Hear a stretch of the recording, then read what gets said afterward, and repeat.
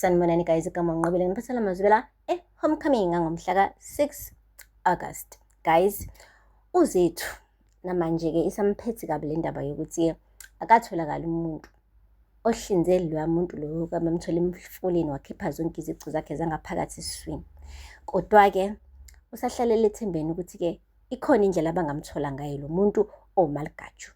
Ubuze umfowabo ke njengoba iphoyisa ukuthi angeke akwazi ukuthi apequlule lapha kuma-docket abantu ke ababikile dalo namanje mayelana nokuthi ke yabo kunomuntu ohlinza abantu ukuze bekwazi ukuthi betholeke ukuthi ngabe ubani lo asebemsola, ahambe uyo-investigator lapha e-police station. Wakhuza wathi sisi usuyangenzisa ubugebengu phela manje, wena udokotela futhi akufuze ngabe ngikunikeza information yasemsebenzini wami.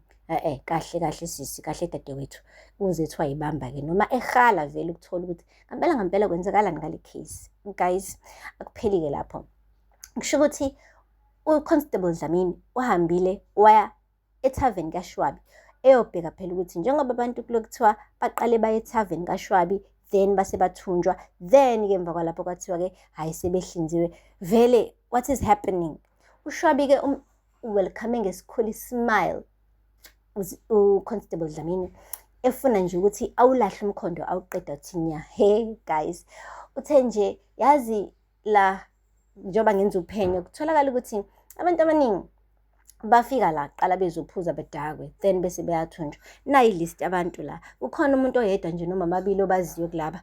Hayi aphike ame ngentaba-ke guys. uShwabi athi no, angazi umuntu. Okay, emva kwalapho athi yazi phela ngikhanselela la mina emphakathini abantu abaningi bake bafuna iy'mpendulo la kumina, ngabe wena khona yini umkhondo usutholile? Khona uzongazisa phela nami khona ngizohamba ngitshela abantu.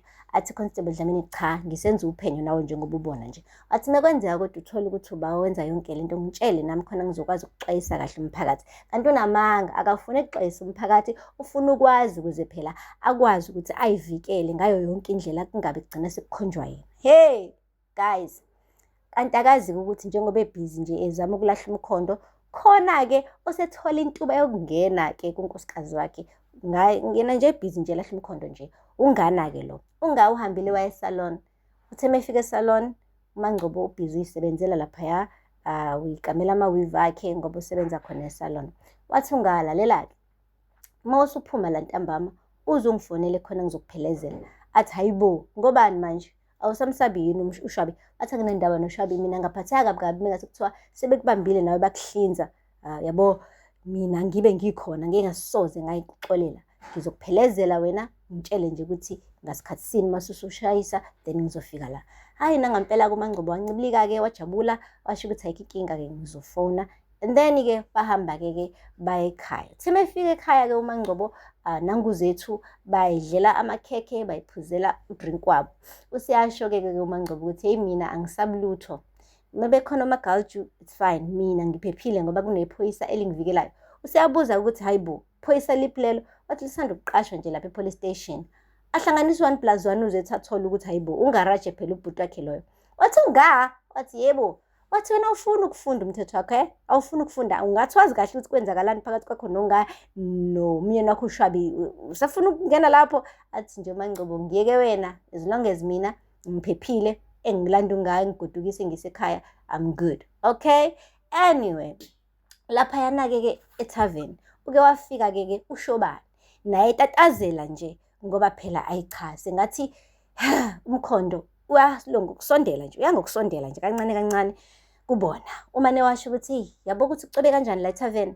Athi uShwabi ungasashongo, yazi abantu bancamela ukuthenga bephuzele emakubo manje bayasaba abantu bahlele endlini. Useyasho ukuthi lento i-bad for i-business lami. Hayibo Shwabi, i-bad for i-business lakho okucabanga ngalokho ngesikhathi ubhizi uletha abantu kuma-patient laphaya, ama-patient laphaya ekliniki uthi abahlinzwa becabanga ukuthi kuzoba njani, especially nawe njengoba sikazi ukuthi kuqala uyophuza lapha ethaveni manje ubanjwa. Abantu abasafiki-ke guys ukuzophuza at all, ibhizinisi lishona phansi down the drain-ke manje for uShwabi, and uyalunga for that, like he deserves that. Engathi bengangaphinda bewubeke umcondo wabo abantu laphaya ethaveni yakho ukuze abone ukuthi mehlukumeza umphakathi lo impela omondlayo unomvuzo walokho. Guys, akupheli-ke lapho kuke kwafika uBra Mike. uBramike-ke guys, ufike nocelemba uphethe ngesandla kanje ezophuza ethaveni kaShwabi. Umane wathi hayibo uphetheni manje ndoda? Wathi ngiphethe ucelemba, akekho umuntu uzongisika mina bese nami ngingamgenca, osika mina nami ngizomgenca. Ayi guys, umane wathi Shobani, yabona-ke lento engishoyo, uphethe ucelemba wonke ndoda, uphethe ucelemba, ayiphephile lento esiyenza. Wathi thula wena, akumelanga abantu besizwe ukuthi sikhuluma ngani. Guys, kushubile esigodini sase-Okhambeni, I am telling you.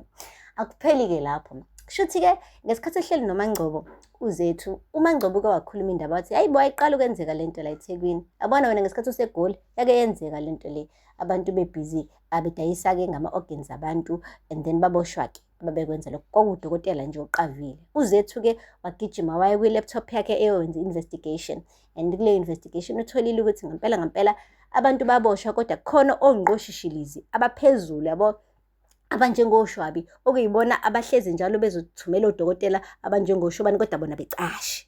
Shuthi basakhona-ke labo bantu ababoshiwe, baloke nje bethola odokotela bama-surgeons abasha, bekuboshwa laba kuphinde kulethwa abanye, bekuboshwa laba kuphinde kulethwa abanye. Njengoba nje noShobani mekuthiwa things goes bad kuzoboshwa yena, mekwafika enye isurgeon futhi eOkhambeni kuzophinda introduce yena kulo msebenzi lo. Imagine.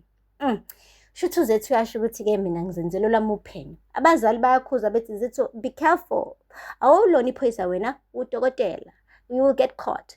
Usethi cha, mina ngeke ngihlale ngithi deke ngibe ngibona ukuthi kuyonakala la, ngizolenza uphenyo lami and ngizobathola labantu. Zethu sibindi girl. Anyway, akupheli-ke lapho. Shuthi-ke kunalo mfanyana lokuthiwa uVusi okungumfowabo kaNoma, u-overdose ama-drugs lo bhuti lo wagcine waye esibhedlela. Njengoba sisesibhedlela kudadewabo okhalayo day in day out, and akaduduzeki futhi akadli nanokudla. Sebeyakhumbula-ke manje uMankwanyana benogogo lo uma wakhe laba phela babaxosha bese ayitshela ukuthi they are old enough to take care of themselves. Usiyafona, gogo, uyakhala manje. Ugogo-ke ngenhliziyo yakhe enhle uyabuya le la ayekade ehlala khona-ke uza kuNoma uzomhlalisa phela njengoba umfowabo esesibhedlela. Uyasho ukuthi khululeka mntanami, ngizokugada mina, ngizokunakekela, noVusi mephuma esibhedlela ngizomnakekela. Usethi uphi uMankwanyana? uMankwanyana ubanjwe umkhuhlane. Guys, lezi ingane manje sekusengokunye. Okokuqala nje okwenzakalile beyilamba zingazi nanokuthi ukudla okulandelayo zizokuthathaphi. Manje lena yomfana-ke isicile shiqi ema-drugsini. Ngisho uNomalanga ezama imali laphaya ensimini, ehambe yosebenzela abantu ensimini ethi uzama imali, ubuya ayilethe endlini, umfana ayithathe ahambe yothatha ama-drugs, abheme yona yonke futhi leyo mali yokudla, aphinda agula esibhedlela. So nje kuMabheketwane uSifiso ukuhamba kwakhe kuleliya khaya kulethe isikhala esikhulu esingaka, ngoba uSifiso bezomnika impama eyodwa uVusi iqeqeke yonke lento yama-drugs, angaphinde wabhema ama-drugs. Sonke isikhathi mebona ama-drugs acabanga impama kaSifiso ebese nje engasondelana nokusondela kuona. But anyway guys, aphela lapho amazwibela namhlanje. Ningakhohlwa ukusubscribe and like and comment. Until next time, bye. Sanibonani guys, igama uNqobile ngiphathela amazwibela homecoming ngomhla ka-6 August. Guys, uZethu namanje-ke isamphethe kabi le ndaba yokuthi akatholakala umuntu ohlinze loya muntu loyo kamamthola emfuleni wakhipha zonke izicu zakhe zangaphakathi esiswini. Kodwa-ke usahlalele ethembeni ukuthi-ke ikhona indlela abangamthola ngayo lo muntu oMaligaya.